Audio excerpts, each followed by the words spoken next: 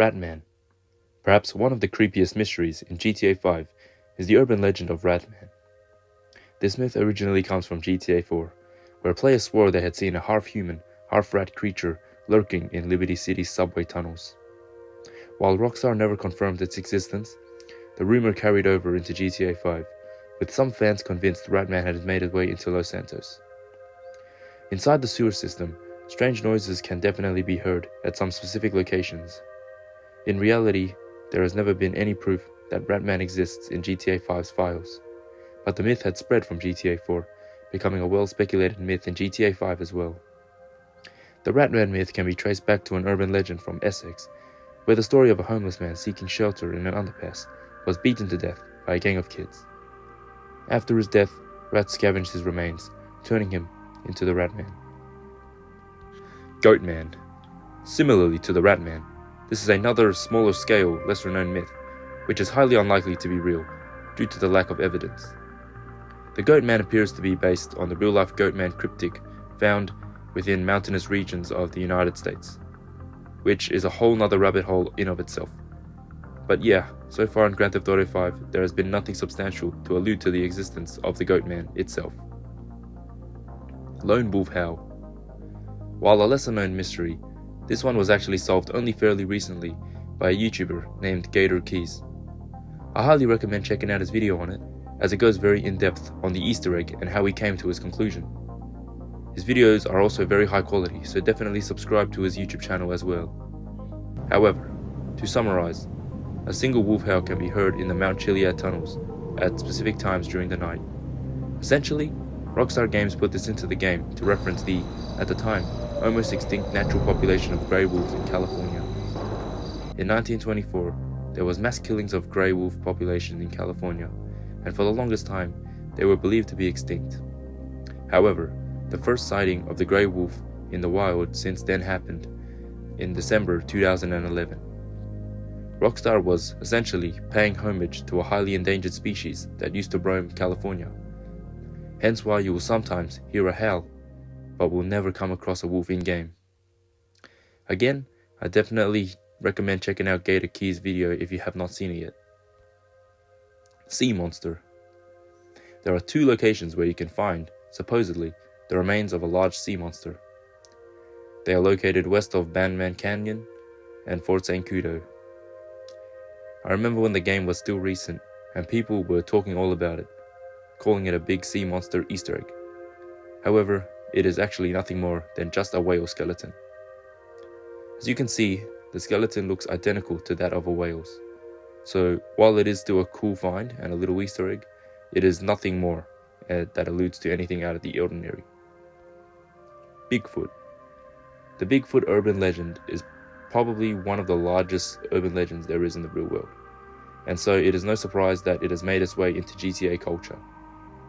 The myths first began in 2004 in GTA San Andreas, with players claiming to see the Bigfoot in the countryside of San Andreas.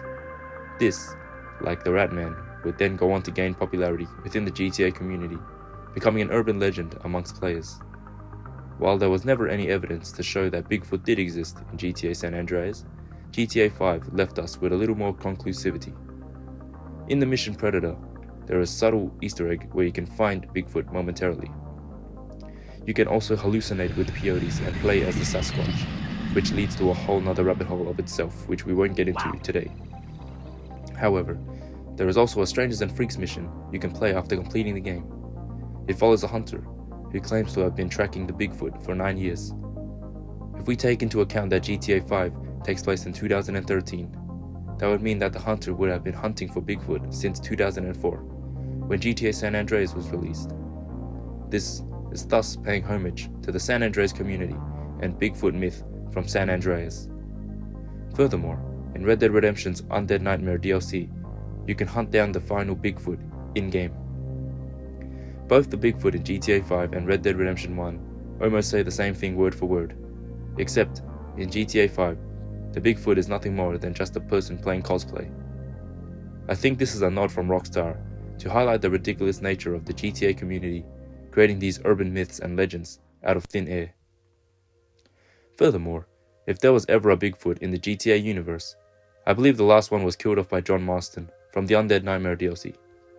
Green glow. The green glow is an unexplained phenomenon that occurs in the previous generation editions of GTA. That is, the PS3 and Xbox 360 editions that GTA 5 initially launched in. The green glow appears in the reflection of the water in front of the sandy beach behind the Humane Labs and Research building. It appears between 1907, but it is unknown how it is produced. However, it is most likely just a rendering bug or misplaced reflection, since this green glow does not appear in any of the new generation editions or on PC. The Epsilon Program. Alright, brace yourselves because this is a big one. The Epsilon Program is one of GTA's most puzzling and enduring mysteries, a parody of cults, conspiracies, and the human obsession with finding hidden meaning. But what if there's more to it? What if Rockstar planted deeper clues connecting GTA 5, San Andreas, and the very idea of truth itself? Well, we know that the prologue of GTA 5 takes place in 2004, the very same year Rockstar released GTA San Andreas, which is also the first game that Epsilon was introduced in. We can see an alien frozen between a river of ice. It almost seems metaphoric, that being an alien, frozen in time, trapped while the river of history flows around it. And doesn't that sound a lot like the very first tenet of Epsilon? The world is 157 years old and it doesn't age. Fact. Think about it. Nikola Tesla, whose inventions are referenced in-game and worshipped, was born in 1857. If he were alive in 2013, the year GTA 5 is set, he'd be 157 years old. But here's the strange part. Back in San Andreas, set in 2004, the Epsilon program still claimed that the world was 157 years old. 9 years earlier, and yet still the same number. The world doesn't age, just like the alien in the ice, frozen in time. Epsilon also speaks of multiple paradigms, though only the 4th, 9th, and 10th are ever mentioned. Coincidence? Maybe not. Grand Theft Auto itself exists in paradigms, GTA 3, 4, and 5, with different games set in different universes. And in the 10th paradigm, the final paradigm, we don't just hear about Epsilon, we finally get to join it. But what's the reward for all our devotion? A rusty, broken down tractor. The same kind of tractor we glimpse in the prologue, right as Michael lies to Trevor about their escape plan. Just like Epsilon itself, the tractor is a lie. Old, slow, falling apart. A cruel joke on anyone searching for higher truth. Chris Fromage, the cult's leader, is no stranger to metaphors. In San Andreas, he told Laszlo a bizarre story about eggs. Listen, pick a new set of lies. Mine are better. Let me ask you something. When did you last get laid, Laszlo? Speaking of lies. Wait, look, I'm not an egg. I got laid this morning by twins. Whoa. They each laid an egg, and I formed out of them. What are you talking about? Eggs, lies, UFOs, jetpacks. How many Easter eggs have players chased across San Andreas and Los Santos, only to find nothing? Pick a new set of lies, he says. Mine are better. And the lies don't stop there. If Michael chooses to steal from the cult, Fromage calls him the fertilizer of the 10th paradigm. Fertilizer, something broken down, spread out, consumed. Michael's choices don't bring enlightenment, only decay. Whether he steals or stays faithful, the outcome is the same. He's just another expendable body harvested for the truth. Even the numbers play tricks on us. 17 collectible canes in San Andreas. 69 missions, not 70, for GTA 5. Something is always missing, incomplete, as if to keep us searching forever. And isn't that the point? In San Andreas, we even steal a combine harvester from the farm in the mission Body Harvest. That place has long been rumored as an Epsilon meeting spot. The harvester feeds on bodies, the same way Epsilon feeds on our obsession. So what does it all mean? Well, the truth is, there is no truth. Rockstar designed Epsilon as a parody of our own conspiracy hunting. Every tractor, every Easter egg, every missing collectible keeps us searching, even when the reward is just another lie. In the end, the Epsilon program is the ultimate GTA mystery, not because it has an answer, but because it never will. Tsunami. There are many clues that allude to some large-scale tsunami event that had devastated GTA 5's Los Santos at some point. If you go to this location here, you will find a chunk of coral on top of the Vinewood Hills. This obviously does not make sense for it to be here, and is just the first subtle hint at the tsunami. If you enter the barbershop near Franklin's aunt's house, you'll find some paintings on the wall of its interior, depicting the world map at a significantly higher sea level than we currently are at.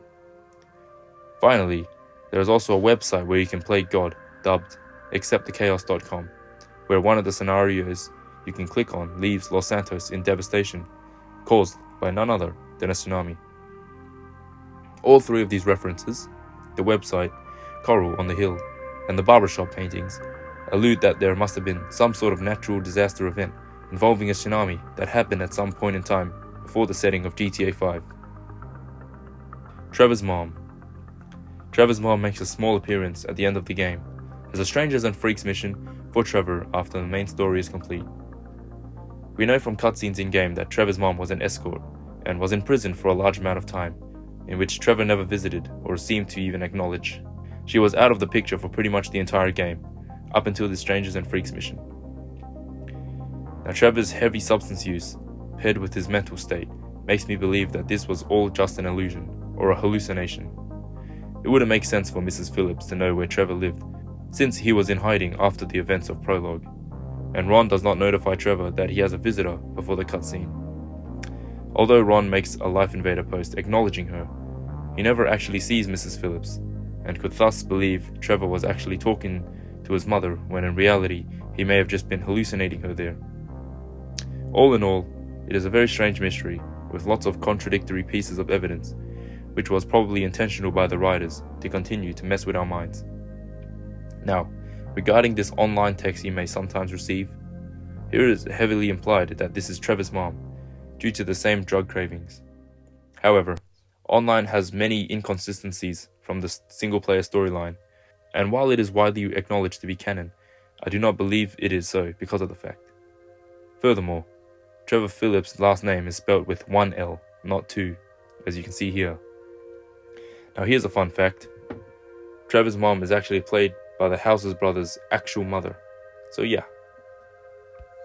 I hope you enjoyed this video, where we have taken a look at some of the lesser known mysteries of GTA 5. If you have any suggestions, or want me to branch out and talk about other GTA games, such as San Andreas, then please let me know in the comments. Be sure to like and subscribe, and thank you for watching.